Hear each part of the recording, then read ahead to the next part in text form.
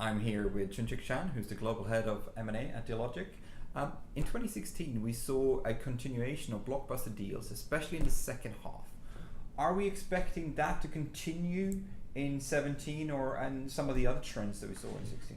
Hakan, there's a lot of momentum going into this year in terms of global M&A.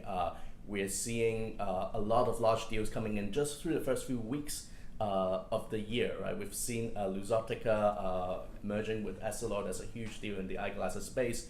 We've seen Safran, Zodiac Aerospace. So a lot of large deals are happening because there's so much exuberance in the stock market. People are very confident about growth, about the synergies that they can achieve by consolidating within different industries. And with the Fed's signaling now that they're going to hike interest rates, and we also hear that from across the globe, will that have any effect on the deals coming out? Absolutely. I think a lot of companies they definitely notice this, so they want to get in on the action before the interest rates are actually increased, are actually raised. So it's a dash to the finish line right now for a lot of companies who still want to get in on the cheap financing. Okay. And here in Asia, we saw at the end of last year the China regulators coming out and wanting to stem the capital outflows.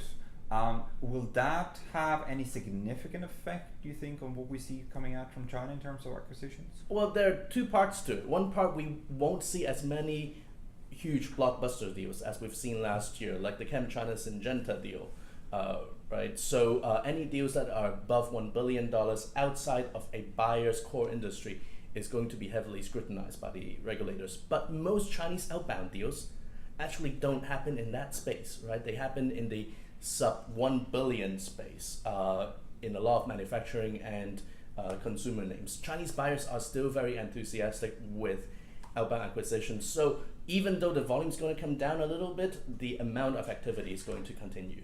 Okay, thank you very much.